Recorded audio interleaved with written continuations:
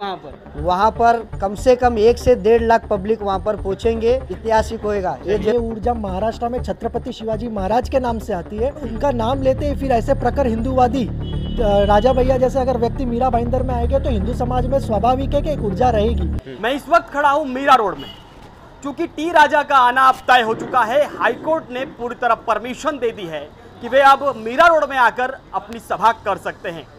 छत्रपति शिवाजी महाराज की जयंती के अवसर पर उनको आना था, लेकिन किसी कारणवश और पुलिस ने जिस प्रकार से उनके आगमन पर उसे रोक लगा दी थी, लेकिन कोर्ट ने इस अनुमति दे दी है और पूरी ऊर्जा के साथ में अब सकल हिंदू समाज या संगठन अब उस आयोजन को करने के लिए आगे अपनी तीव्र गति से बढ़ रहा है। इसके लिए आज प्रेस कॉन्फ्रेंस का आयोजन किया गया था। अधिवक्ता खुश खंडेवाल हमारे साथ उपस्थित हैं, वो उपस्थित हैं आयोजक नरेश जी।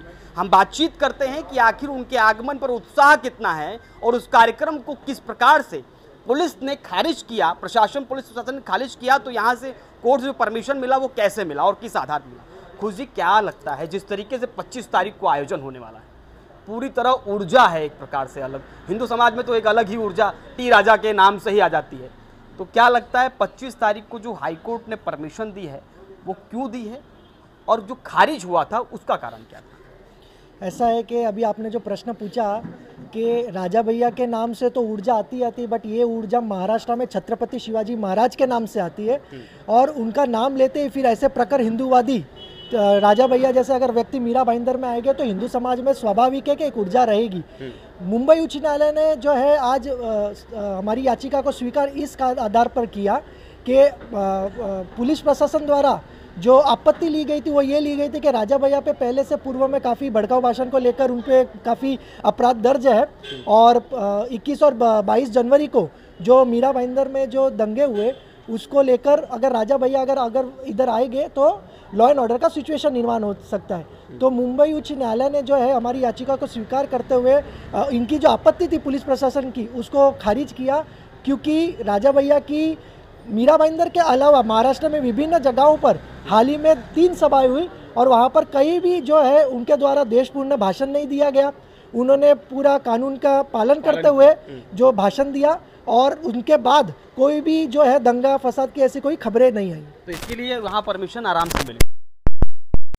क्या लगता है टी राजा के अलावा बहुत सारे ऐसे नाम थे जो महाराष्ट्र में हैं और अपने आप को हिंदुत्ववादी नेता भी कहते हैं, ऐसे लोगों को ना बुलाते हुए सीधे आपने टी राजा को आगमनित करने का प्रयास किया और सफल भी रहे। 25 तारीख को आ रहे हैं, क्यों?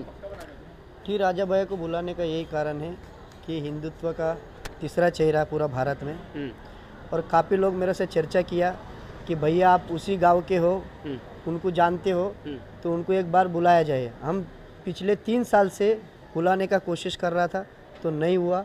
अब इस 3 महीने से हमारा कोशिश है, भैया से बात हुआ था, 3 महीने से हम बुलाने का कोशिश किया और कोशिश सफल हुआ। और 21 तारीख की घटना से और तीव्र हो गए होंगे तो आने के लिए हाँ भी भर दिया? हाँ, उन्होंने हाँ भर दिया। 21 तारीख की घटना को देखते हुए वैसा कुछ नहीं, 21 तारीख का घटना से कोई वैसा संबंध नहीं है कि मीरा भाईंदर में मेरे को बुलाने का उनको ये था कि वो बुलाना चाहता था, और मीरा भाईंदर के जो जनता है तो उनको भी कई उत्सव है, उनको बुलाना चाहिए और उन्होंने भी हाँ कह दिया। और मीरा भाईंदर के अभी मैं क्या बोलूँ पुलिस प्रशासन को कि भाई परमिशन नहीं देने का इनकार कर दिया।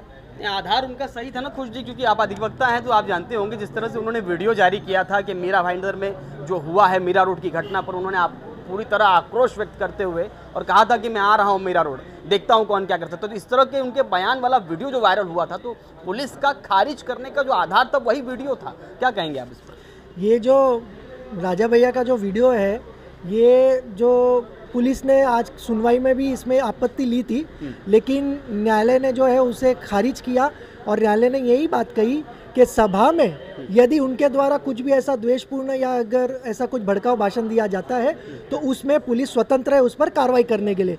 रही बात पुलिस की आपत्ति, तो पुलिस की आपत्ति जायज़ नहीं ठहराई जा सकती, क्योंकि इस देश में जो संविधान है, संविधान में हर एक व्यक्ति को एक सभा लेने का, भाषण देने का, संबोधन देने का अधिकार है। वो सिर्फ ये कारण आप देके उससे खारिज नहीं कर सकते कि पूर्व में इनके ऊपर जो है इतने अपराध दर्ज है। एक जल्दी बता दीजिएगा कि क्या रूपरेखा क्या है, कहाँ से यात्रा शुरू होगी, कहाँ तक पहुँचेगी और किस तरह से उसका? छत्रपति शिवाजी महाराज प्रतिमा काशीमीरा से शुरुआत होएगा ये यात्रा, काशीमीरा चौक से और एसके स्टोन गार्डन तक रहेगा। सभा रहेगा वहाँ पे 5:30-6 बजे से सभा होएगा, 1 घंटा का सभा रहेगा। नरेश जी कितनी ऊर्जा के साथ आह्वान कर रहे हैं, हिंदुओं को क्या संदेश देंगे, पूरी ऊर्जा के साथ बोलिए। छत्रपति शिवाजी महाराज काशीमेर से ये यात्रा शुरुआत होएगा और नहीं, क्या इसके क्या संदेश देंगे कि क्या कितने लोग पहुंचे वहां पर? वहाँ पर कम से कम 1 से 1.5 लाख पब्लिक वहाँ पर पहुँचेंगे और ये मेरा विश्वास है। मीरा भाईंदर के हर कोना कोना से और महाराष्ट्र के हर कोना कोना से मुझे फ़ोन आ रहा है। एक दिन में मेरा बैटरी 3-3 बार चार्जिंग करना पड़ रहा है। आप सोचिए कि कितना चाहता है उनको।